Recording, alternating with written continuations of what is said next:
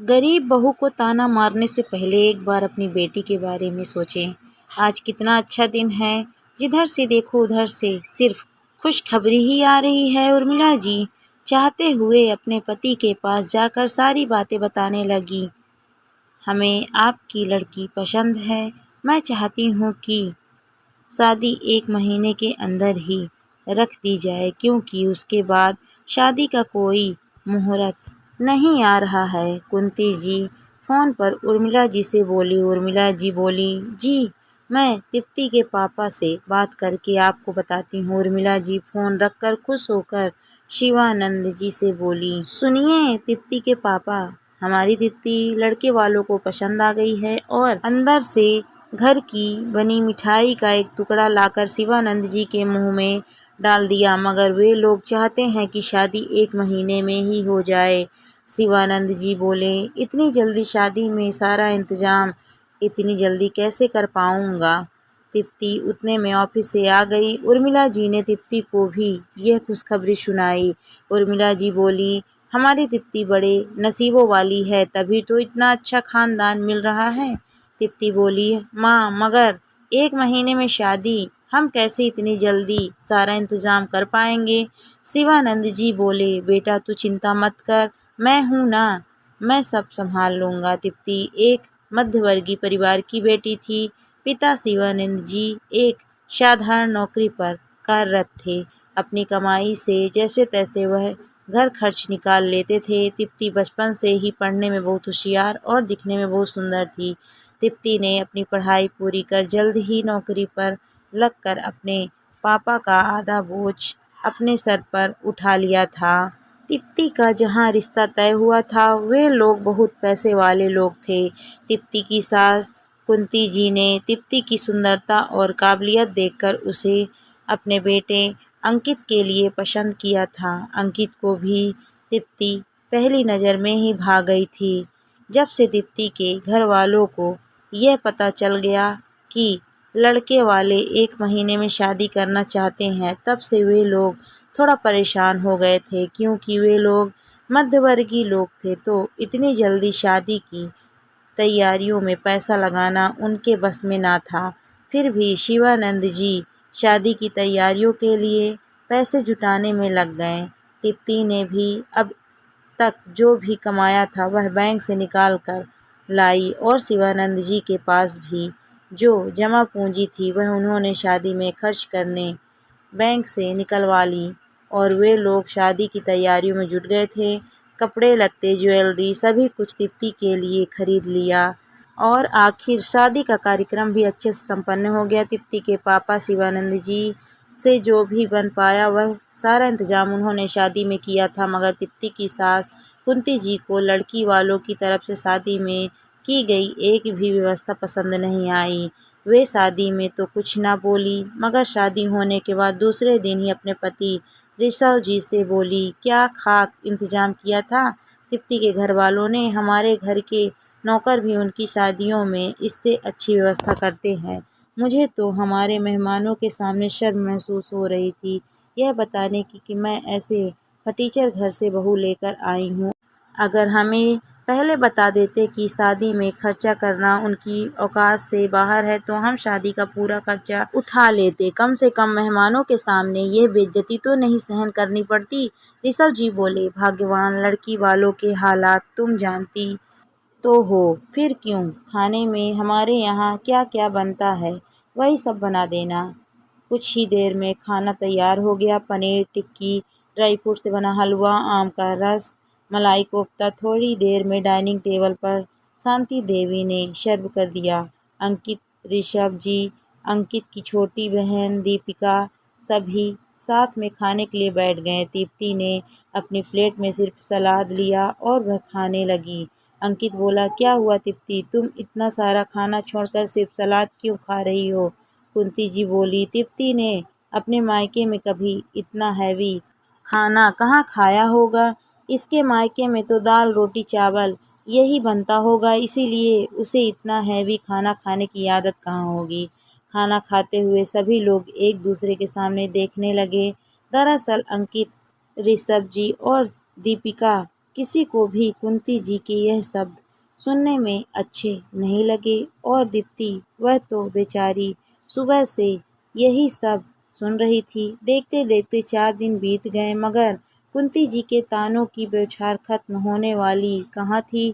4 दिन से कुंती जी कुछ न कुछ बात पर दीप्ति को टोके जा रही थी। दीप्ति ने जब अपनी माँ द्वारा दिए गए बर्तन निकाले तो कुंती जी हंसते हुए बोली, बस अब यही बाकी रह गया था, इसके मायके से आए यह हल्के बर्तन जिनको अब हमें हमारे नौकरों को देना पड़ेगा क्योंकि हम तो वैसे बर्तन इस्तेमाल नहीं करेंगे।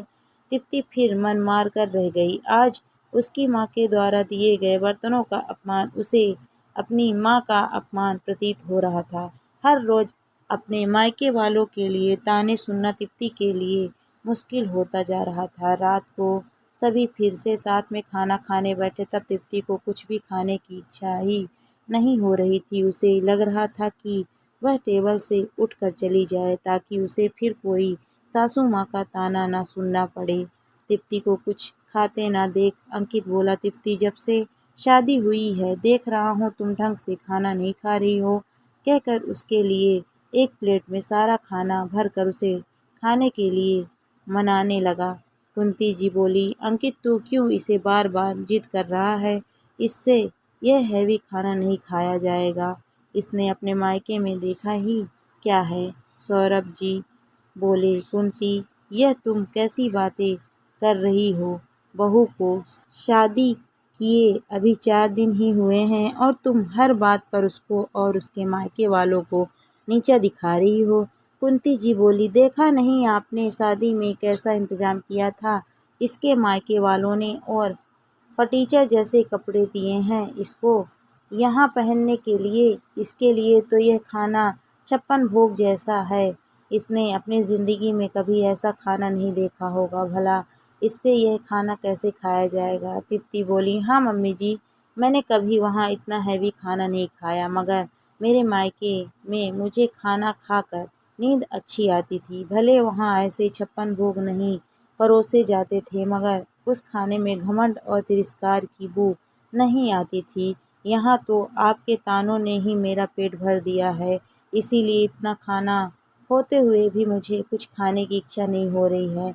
इतने महंगे कपड़े या इतने महंगे गहने पहनने का क्या फ़ायदा जब आपको यह सब शौक नहीं, बंधन महसूस हो। आपने जैसा चाहा मैं वैसे ढलने की कोशिश करती गई मम्मी जी, मगर आपके तानों से नहीं बच पाई और मेरे मायके वालों पर यूँ उंगली उठाने का आपको कोई हक नहीं।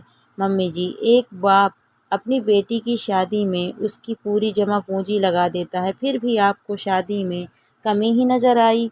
कुंती जी बोली, तुम्हारे पापा की इतनी परिस्थिति नहीं थी तो हमें कह देते, हम तुम लोगों को पैसा दे देते ताकि तुम लोग शादी में दिल खोल कर खर्चा कर सको, कम से कम इतने मेहमानों के सामने हमारी बेइज्जती तो नहीं होती। दीप्ति बोली, मम्मी जी हम लोग गरीब जरूर हैं मगर स्वाभिमानी हैं और मेरे पापा ने कभी किसी के आगे पैसों के लिए हाथ नहीं फैलाया। दूसरों से पैसा लेकर शादी में दिखावा करना यह हमारे घर के संस्कार नहीं है और आपका अगर मुझसे और मेरे घर वालों से इतनी दिक्कत थी तो आपने इस शादी के लिए हाँ क्यों कही, मुझे अंकित के लिए क्यों पसंद किया, क्या सिर्फ इसीलिए कि आप शादी के बाद मुझे और मेरे मायके वालों को ताने दे सकें।